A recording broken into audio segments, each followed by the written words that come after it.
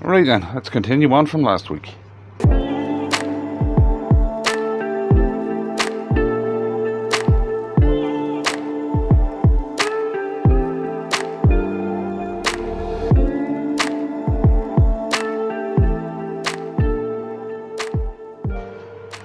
Right then, as I said in last week's video, this week's video is kind of continuing on from there, right? We're going to use what we made last week as a base for what we made, for what we're doing this week, right? As I said, it's beginner's project, and basically last week's video is a 2-for-1. You can get two things out of the one kind of base, right? So what I've done, I'm not going to go over how I did the stuff last week, right? So what I've done is I've turned this part of last week's one, right? Now, I've left this part here. It's where it joins to the tailstock, right? And it's in the jaws, but what I'm going to do is I'm going to take it off, right? And what I want to do is I want to know what quarters are, right? So, grab a pencil, grab a straight edge, and I knocked my drill down, right? And I want to draw lines directly across those quarters, right? So, as you can see there, right, I have a quarter line there and I have a quarter line there. And I want to bring those out to the edge. Right, I'm just bringing those lines out to the edge of it.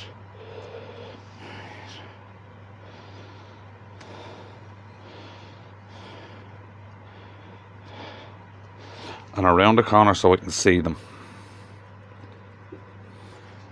Like that. It's the easiest way I've actually found to do this.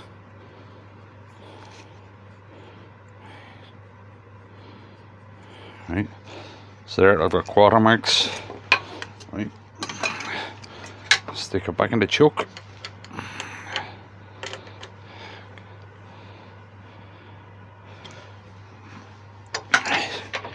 Use the tailstock to make sure it's lined up straight. Now what I want to do is all the way along it, I want to draw a straight pencil line, and the easiest way to do that is to use your tool rest as a guide.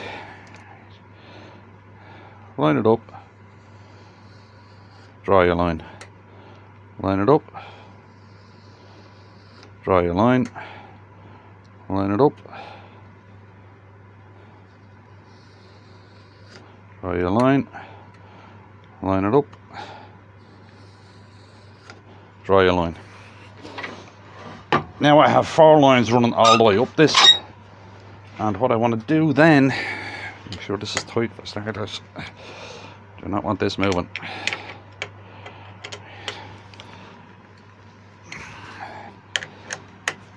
Is I want to drill holes every 3 inches, but let's put it alternating. Where's a ruler? There's one of my rulers. Easy to hold on a tape. So I want a hole there, that cross, and then I want a hole at 9 on this one. Right. Go to the next line, and I want a hole at 6 inches. And I want a hole at 3 and 9 again.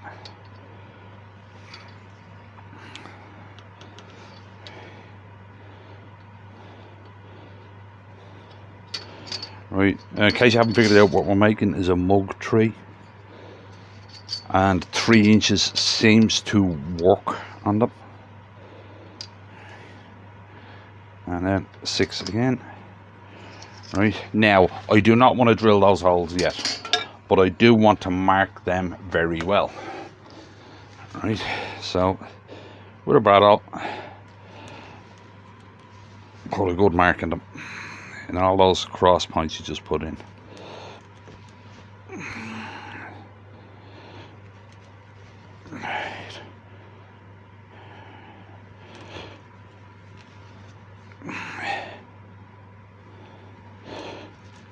Now, the reason I don't want to drill those holes in yet is because I want to sand those marks off, right? And I also want to put a finish on it before I drill it, because if you remember last week I spoke a lot about not getting a finish into a gluing surface, which is something you should try and avoid. Right, just grab a piece of 240.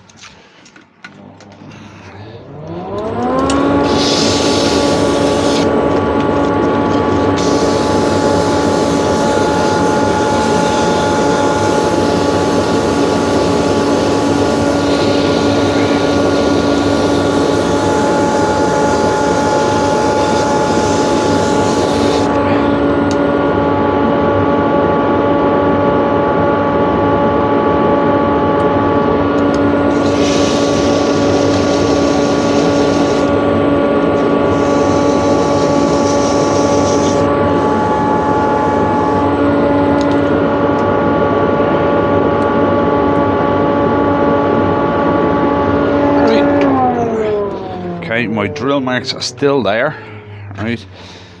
Now I can put a finish on this, so I'm just going to sanding sealer, Yorkshire grit and Hampshire clean, right? So rather than, as I said, I'm not going to repeat what I did last week, so I'll be back when I've done that.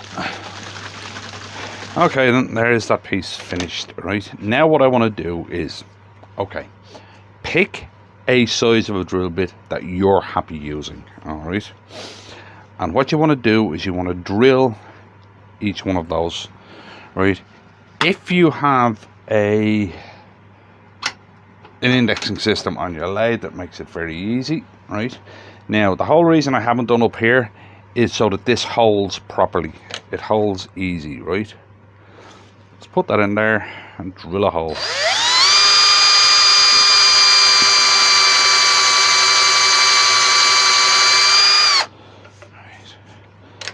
Right, undo the index, switch to the next one, right? And basically just go along and do all of those. Now if you want, you can tilt them down so that your branches branch up. I've always just done them straight because I think it looks nicer.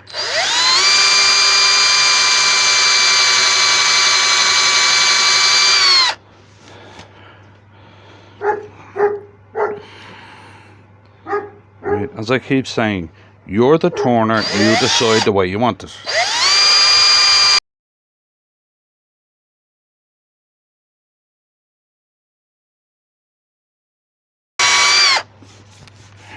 Alright then, now you have all your holes drilled. Now what you're going to do is finish off the top of that and take this off, and then you're on to the next bit, right? So as I said, I'm not going to repeat myself, so we'll do that and we'll be back in a sec. Right then, now that we're all caught up on last week, if you want to see last week's video, I'll leave a link up there. It's just this is like a follow on to it, right? What I have here is a piece of tiger. It's basically 3 inches long by whatever my eye said was about right. First thing I'm going to do is round it off.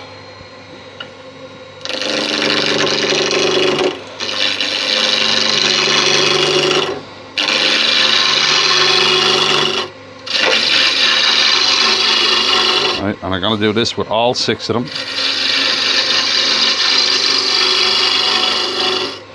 Just for time saving.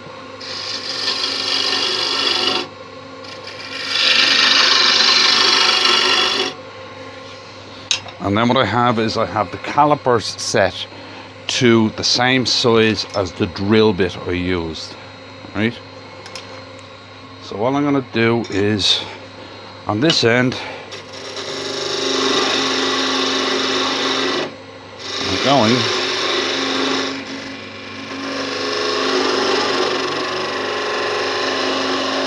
To give myself a spigot.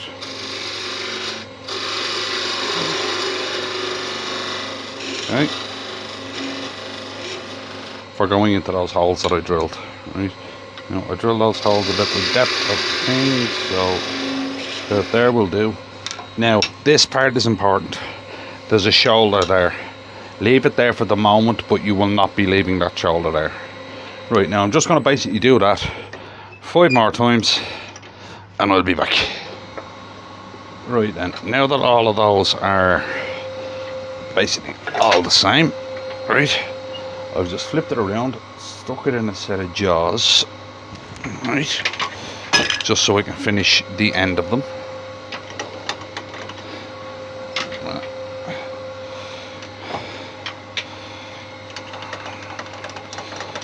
Right.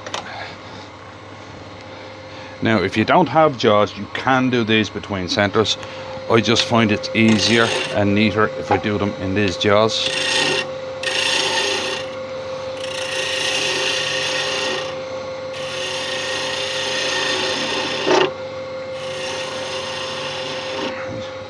And all I'm trying to do at the moment is finish that tip. Basically turn it into a ball.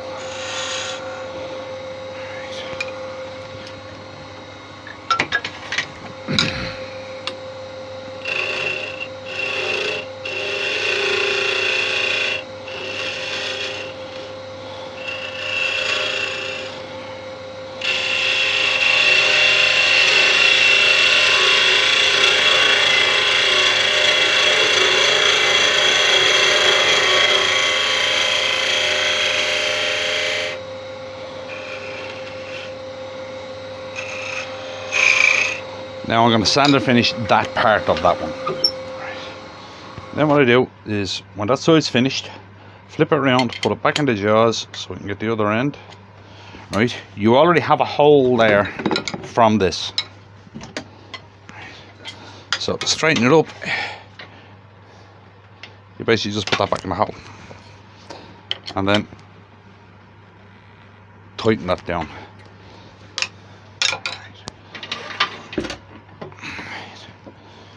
And then what you want to do is you want to taper this down to there.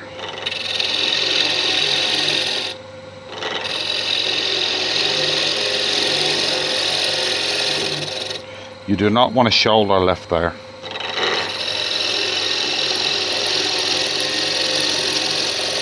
Because you are not going to be able to hide it.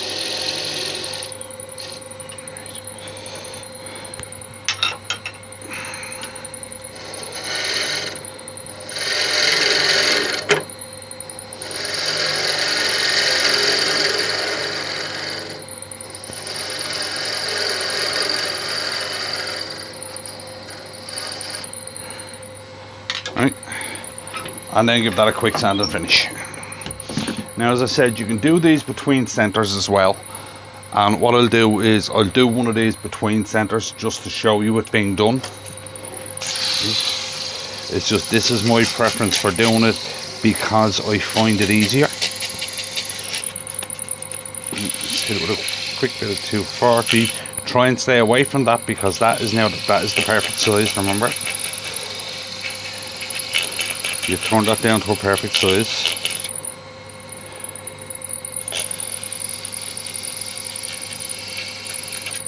So try and stay away from it if you can.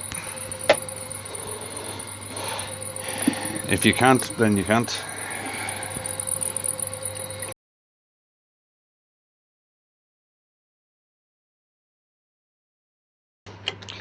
Right, and there you have your first peg for holding mugs.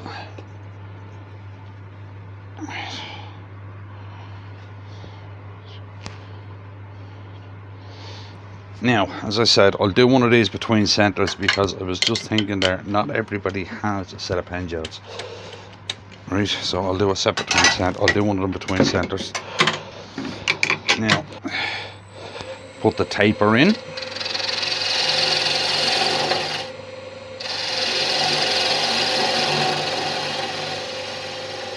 Down to there. And bring this down to size.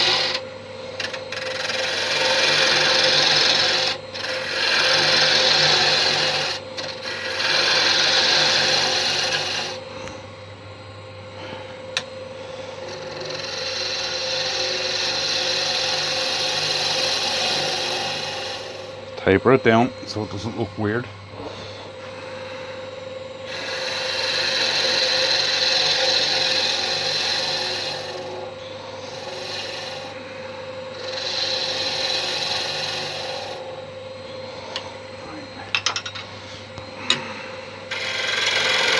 Now this is where you could have a problem. This is why I like doing them on the pen jaws.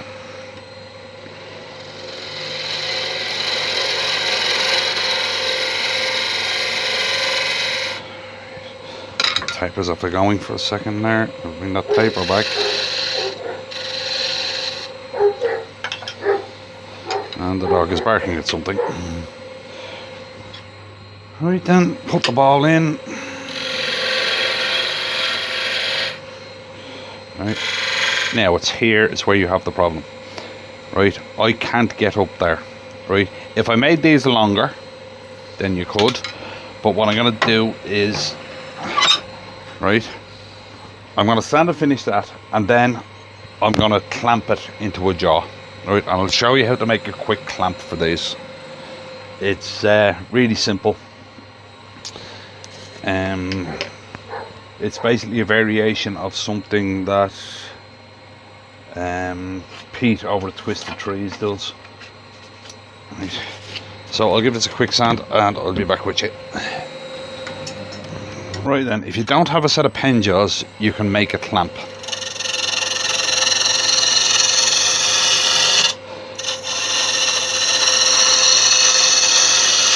Right, and you can make it out of any piece of scrap wood. I think this is an offcut of a piece of beech.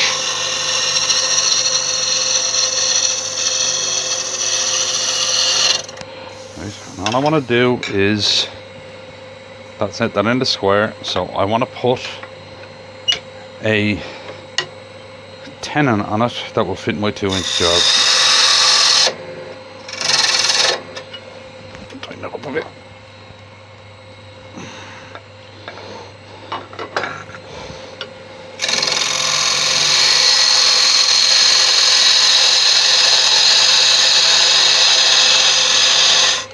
And I want a deep tenon.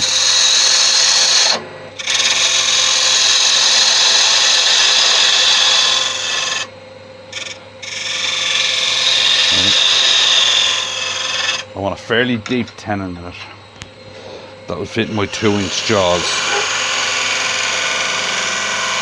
Right, but I want it kind of so it fits in the jaws when they're kind of wider than they should be.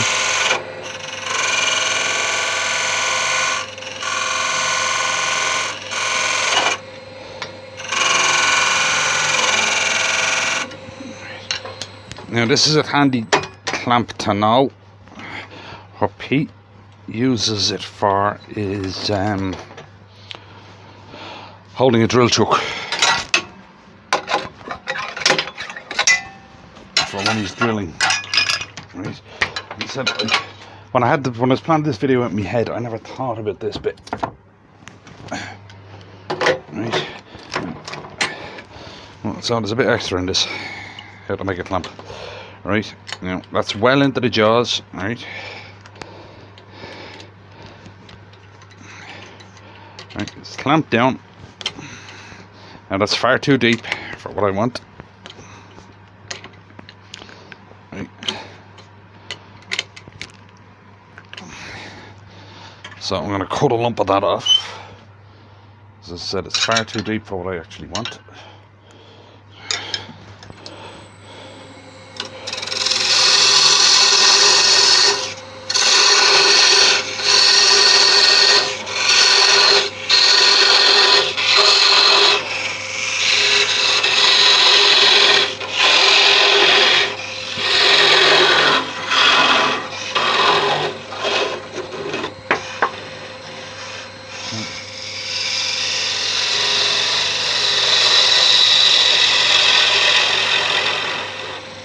actually made me think of this was somebody on one of the forums pointed out, and rightly so, that us guys on YouTube say, you know, do it this way, do it that way, do it the other way, and we have all the gear. Somebody who's new doesn't have it. Right, now then, what I want is a drill bit that is about the same size as that, or a little bigger. And when I say a little bigger, I mean tiny amount bigger, not much at all.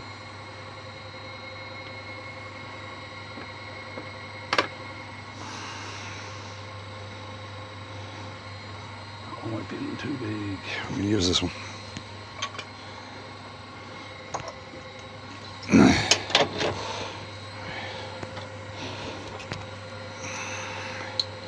Now what I want to do is drill all the way through this. There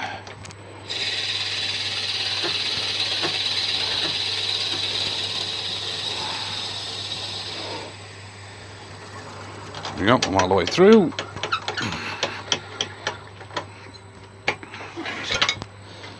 And then what I want to do is over to the bandsaw, or whatever saw you have. Now, you see where the jaws are marked? Right, what I want to do is I want to cut a slit from here all the way into that middle. Right then, and you end up with that, which is basically a slit in this. Put it in, put your piece in, tighten it down, and it clamps it dead solid. Right. And that's how you make a clamp. And those clamps work on a lot of things, not only these. Right. Sometimes you have to give them a tap to straighten them out like that.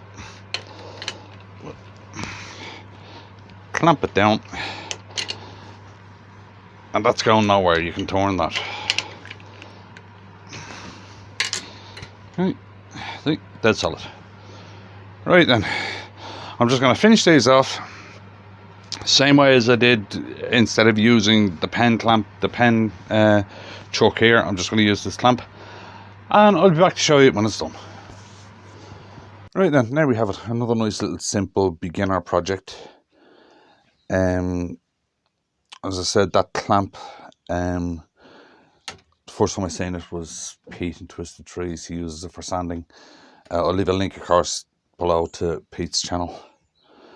There's lots of things you can do with these, right, to make them a bit more interesting. Right, as compared to, let's say, we'll call it the base from last week, I did put what I normally put on the base, is this raised ring in the middle. Something I do as well is I try and make all these stanchion bits, these sticky out bits, I try and make each one of them just a slight bit different.